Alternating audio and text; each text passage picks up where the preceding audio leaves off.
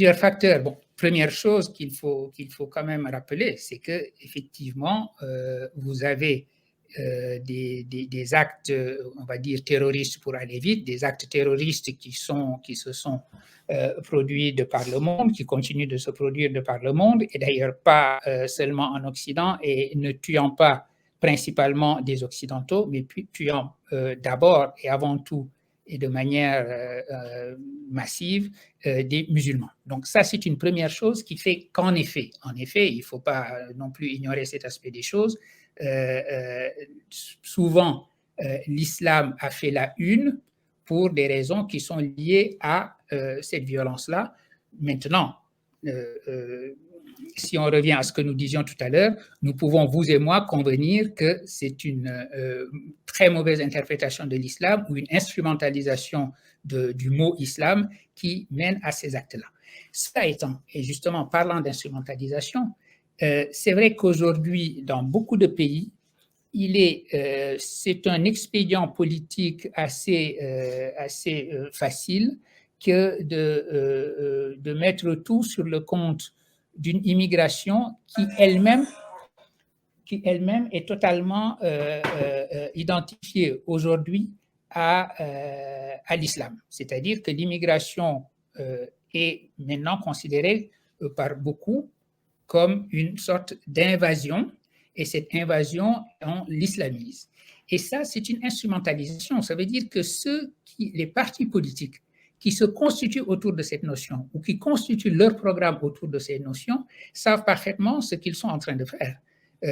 Ils savent jouer sur les peurs, ils savent jouer sur toutes sortes de craintes qui habitent beaucoup de monde aujourd'hui, en orientant ces peurs, en orientant ces craintes vers la figure de l'étranger par excellence. Et donc, rien de plus facile que de considérer à ce moment-là que l'immigré, et en particulier l'immigré musulman, c'est lui qui représente le danger.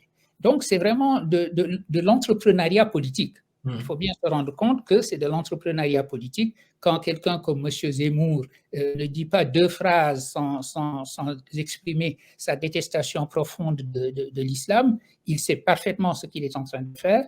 Il est en train de touiller les peurs qui sont aujourd'hui présentes dans la société française en orientant les regards vers les immigrés, en exagérant la présence des immigrés et leur rôle, avec des phrases qui ne veulent strictement rien dire, mais qui ont une certaine efficacité politique, comme nous sommes menacés par le grand remplacement.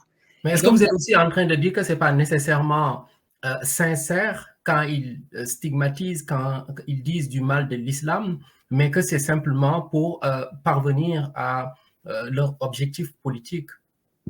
Non, il y a probablement un fond, parce que vous savez, on ne peut pas vraiment profondément, de manière aussi convaincante, jouer un rôle si d'une certaine manière on n'habite pas ce rôle-là. Donc il doit y avoir un soubassement réel. La détestation qui est la sienne de la religion islamique doit être réelle, mais une fois que vous avez dit cela ne vous conduit pas nécessairement à avoir une sorte de présence et d'efficacité politique sur le terrain.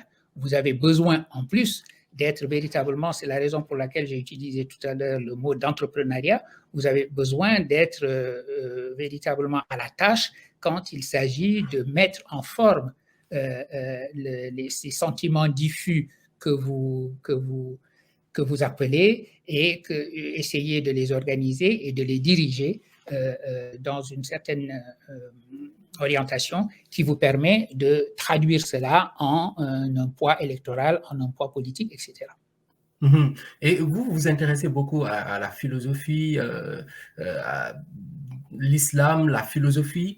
Et quand vous regardez aujourd'hui à travers l'histoire aussi, ceux qui aujourd'hui disent et tiennent le discours que c'est l'islam le problème comme étant une religion incompatible avec les valeurs occidentales, qu'est-ce que vous leur répondez? Je leur réponds que cette phrase n'a aucun sens. Dire on va mettre en concurrence l'islam et les valeurs occidentales, vous faites semblant de savoir exactement ce que vous êtes en train de dire alors que vous n'avez pas véritablement donné de contenu à ce que vous dites. Qu'est-ce que vous mettez sous le mot islam quand vous posez cette question-là? qu'est-ce que vous mettez sous le mot valeurs occidentales? Et je donne d'ailleurs toujours l'exemple de l'Église catholique. Vous savez que jusqu'en 1905, jusqu'à la fin du 19e siècle, l'Église catholique estimait qu'elle était absolument incompatible avec la République française. C'est la raison pour laquelle elle a combattu depuis la Révolution française la République française. Ensuite, elle a fait sa paix avec la République française. Et aujourd'hui, personne ne dit que l'Église catholique n'est pas compatible avec la République, sauf sur des questions. Mais est-ce aussi par le fait également qu'on ne constate pas une présence de la religion dans les affaires de l'État et dans la vie publique, contrairement à un islam où ces pratiquants aujourd'hui sont très visibles quand il s'agit de la place publique, quand il s'agit de réclamer un certain nombre de choses? Est-ce que c'est pas ça le problème lorsqu'ils évoquent oui, mais ça n'a aucune raison d'être un problème. Dès lors qu'on est au clair sur un certain nombre de grands principes, sur l'idée que ce n'est pas la religion qui détermine la politique lorsque nous avons affaire à des républiques et des républiques séculières ou laïques, à ce moment-là, il n'y a pas de problème. Vous savez, moi, je vis dans un pays, les États-Unis, où la religiosité est partout, où tous les hommes politiques affichent leur religiosité, ils portent leur religion en bandoulière. Si quelqu'un se déclarait athée aujourd'hui aux États-Unis, cette personne ne pourrait pas être élue aux États-Unis. Donc, l'idée que la religion soit présente dans la sphère publique ne semble être une idée scandaleuse qu'aux yeux d'une laïcité très, très, très particulière qui est la laïcité française. Il faut bien se rendre compte que quand nous faisons référence à la laïcité, souvent nous nous représentons la laïcité dans son visage, dans le visage que la France lui a donné, c'est-à-dire justement un visage qui tient à l'histoire particulière de la France. Je rappelais tout à l'heure que c'est seulement à la fin du 19e siècle que l'Église catholique a fait la paix avec la République. Et au fond, parce que la République a assis à ce moment-là sa victoire finale sur la demande de l'Église catholique d'être toujours aux affaires et d'être dans la conduite des affaires politiques.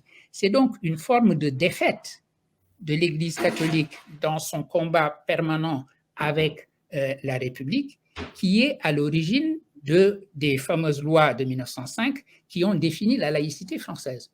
Aucun autre pays n'a connu la même histoire. L'histoire de la religion chez nous, dans un pays comme le Sénégal, ce n'est pas cette histoire d'une lutte entre les religions chrétiennes, musulmanes et la République, c'est au contraire l'histoire de la défense des populations par ces religions devant l'administration coloniale et devant le colonialisme. Par conséquent, donc, le problème, ce serait plutôt, de ce que je comprends dans ce que vous dites actuellement, c'est plutôt la France et non l'Occident de façon générale. Exactement. La laïcité allemande n'est pas la laïcité française. La laïcité britannique, d'ailleurs, du point de vue de la France, ce n'est pas un pays laïque puisque la reine est chef de l'église anglicane. La laïcité allemande n'est pas non plus la même. Vous savez qu'en Allemagne, quand vous y vivez, on prélève une part de vos impôts qu'on reverse à la religion dans laquelle vous vous reconnaissez. C'est-à-dire que voilà un pays qui estime que l'État doit se soucier si vous voulez, du bien-être religieux des citoyens.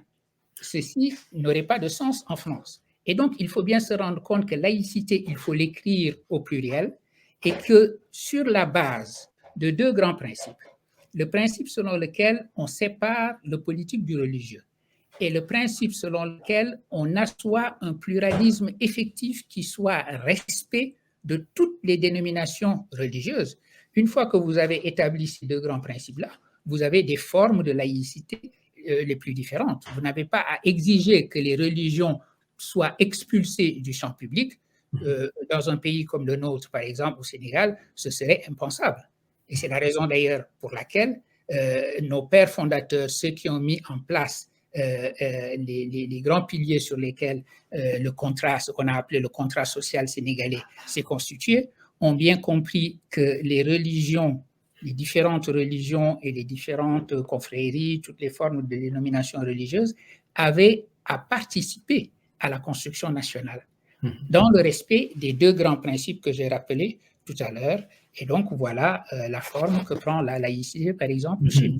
Et en France, comme vous la citez, est-ce que ce ne serait pas alors une peur qui est non avouée par rapport à cette expansion grandissante de l'islam, des jeunes qui s'approprient cette religion, qui s'identifient à l'islam, qui sont fiers de l'être, et surtout des célébrités, que ce soit dans le monde de la musique, dans le monde sportif, donc qui se disent être musulmans et fiers de l'être. Est-ce que c'est et le fait qu'aussi en Occident de plus en plus, bon, je vais dire l'Occident, parce que quand même de plus en plus on voit cet abandon, cette distance que l'on prend par rapport à la religion de façon générale, alors que chez les musulmans il y a cette continuité, cette acceptation de vivre sa religion et de le montrer publiquement.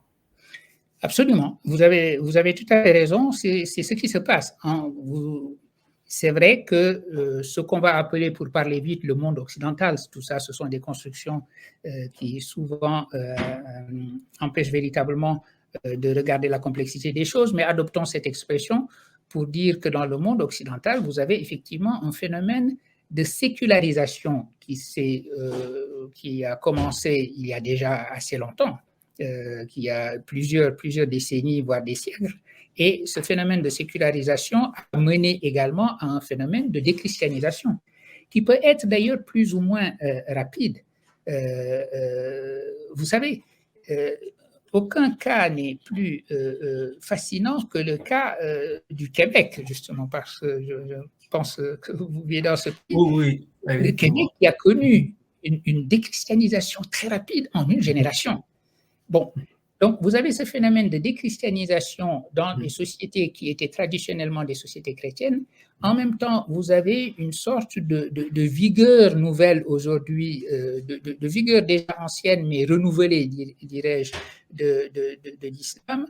Vous avez une présence et une ferveur religieuse autour de l'islam que vous ne retrouvez pas dans des sociétés très, très, très fortement sécularisées. Alors, ce décalage-là